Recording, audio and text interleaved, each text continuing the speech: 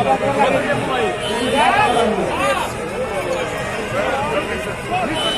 सभी के नेता बिहार के उप मुख्यमंत्री भाजपा के प्रदेश अध्यक्ष श्रीमान सम्राट चौधरी जी और कृषि और स्वास्थ्य मंत्री नमन करते हैं। आज हमारे बीच जो आपके और एनडीए के लोकप्रिय प्रत्याशी श्रीमती विजया लक्ष्मी देवी जी वारे नियुक्ति करने वाला, आप बता दो कि जिस समय कौन विभाग से नियुक्ति हुआ, शिक्षा विभाग से आपके शिक्षा मंत्री क्या कर रहे थे? रामचरितमानस पर प्रवचन दे रहे थे, वे प्रवचन कर रहे थे। उनके पीएस भ्रष्टाचार के मामले में एक और संगीन विषय बना तो ये विभाग जाना बंद कर दिए। और जिस फाइल से छठे चरण की नियुक्ति के बाद सातवें चरण में इनका हस्ताक्षर भी नहीं था फाइल पर, जब आपके मंत्री ने हस्ताक्षर नहीं किया तो नियुक्ति का आप कैसे अपना ढोल बजा रहे हैं? क्यों माहौल खराब कर रहे हैं? और अगर जो नियुक्ति की प्रवृत्ति थी तो 5 विभाग के आप मंत्री थे, पथ निर्माण विभाग भी आपके जिम्मे था। आज पथ निर्माण विभाग में आप लोगों के आशीर्वाद से हमें सेवा का अवसर मिला, हमने निकलवाया फाइल और जब उसको देखा एक भी नियुक्ति उप मुख्यमंत्री उस समय के तेजस्वी यादव जी आपने क्यों नहीं किया? जब आपने नियुक्ति का बहुत बड़ा मसीहा बन रहे हैं तो 5 विभाग में एक भी नियुक्ति क्यों नहीं हुई? जवाब तो देना पड़ेगा। जनता को भरमाने का काम नहीं करें। अरे आप तो नियुक्ति के नाम पर जमीन लिखवाने वाले और घोटाला करने वाले के मामले में बेल पर हैं। ये माहौल बिहार के अंदर, आज बिहार के युवाओं को आप संदेश क्या देना चाहते हैं? नियुक्ति तो तब हुई जब एनडीए की सरकार आई। एनडीए की सरकार आई शैक्षणिक वातावरण बदलने के लिए। आज हमारे नौजवान तकनीकी शिक्षा के लिए दूसरे स्टेट में जाता था। आज बिहार के अंदर हर जिले के अंदर engineering college, polytechnic college, ANM college, GNM college, पारा मेडिकल कॉलेज, आईटीआई, सारे टेक्निकल कॉलेज बने। बिहार के मुख्यमंत्री नीतीश कुमार जी के नेतृत्व में और देश के प्रधानमंत्री नरेंद्र मोदी जी के नेतृत्व में बिहार के आधी आबादी अंधेला में रहता था। आज कोई गांव अंधेला में नहीं है। महिलाओं को इज्जत, घर, शौचालय की व्यवस्था, शुद्ध पेयजल, हर घर नल जल की व्यवस्था, उसके इलाज की व्यवस्था और झोपड़ी में रहने वाले को भी गैस सिलेंडर और गैस चूल्हा की व्यवस्था। यह विकास की गति हर समाज के लिए प्रधानमंत्री और मुख्यमंत्री ने किया। तुम बता दो तुम्हारी उपलब्धि क्या है? देश के अंदर आतंकवाद को खत्म किया गया। देश के बाहर हमारे जवानों को जब आतंकवादियों ने गोली मारा, शहीद हो गया, तो देश के प्रधानमंत्री ने कहा कि हम चुप नहीं बैठेंगे। देश के दुश्मनों के घर में घुस कर करके आतंकवादियों को समाप्त करने का काम किसी ने किया है तो देश के प्रधानमंत्री नरेंद्र मोदी ने किया। एक माहौल खड़ा किया और देश के प्रधानमंत्री नरेंद्र मोदी जी आतंकवाद से मुक्ति दिलाया, उग्रवाद से मुक्ति दिलाया, भ्रष्टाचारियों को जेल में बंद कर दिया। केजरीवाल जैसे लोग जो अपने गुरु अन्ना हजारे को भी ठग कर करके आसन पर आसीन हो गए और किस तरह से भ्रष्टाचार का धूम मचाने लगे। आज मोदी जेल पर है और बिहार के पूर्व मुख्यमंत्री, उनकी पत्नी, उनकी बेटा, उनकी बेटी सभी जेल पर है।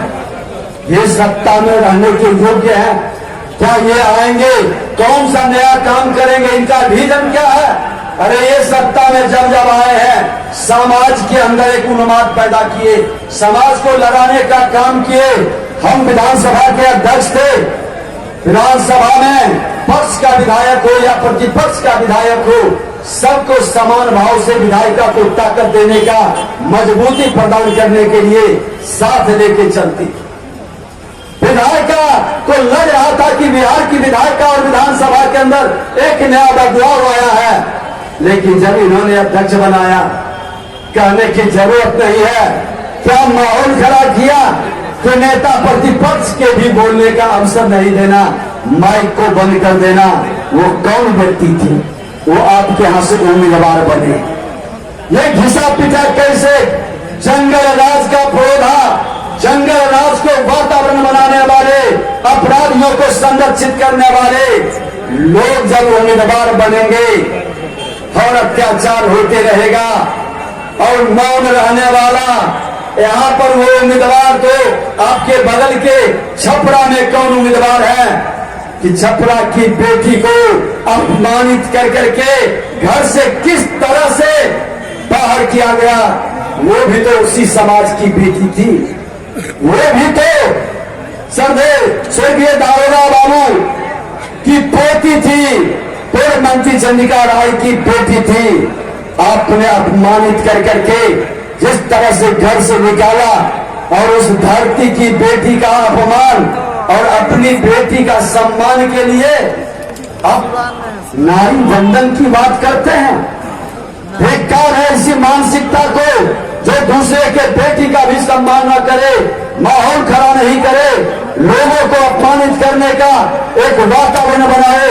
ऐसे लोग किसी के हितैषी नहीं है, किसी का न अपने जाति का सम्मान कर सकता, न बिहार के जनता का सम्मान कर सकता।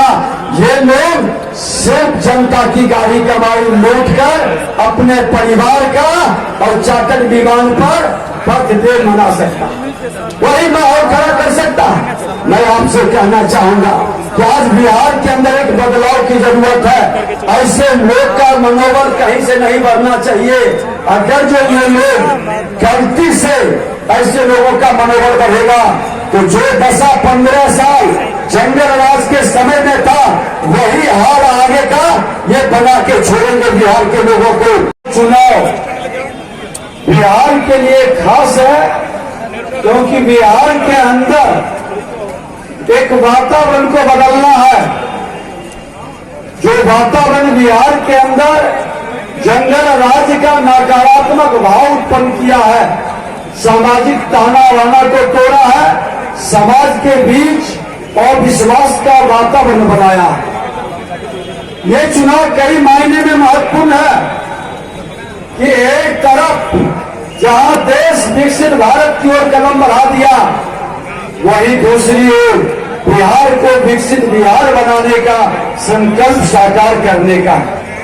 और विकसित बिहार के लिए अपराध और भ्रष्टाचार पर अंकुश लगाना बहुत आवश्यक है।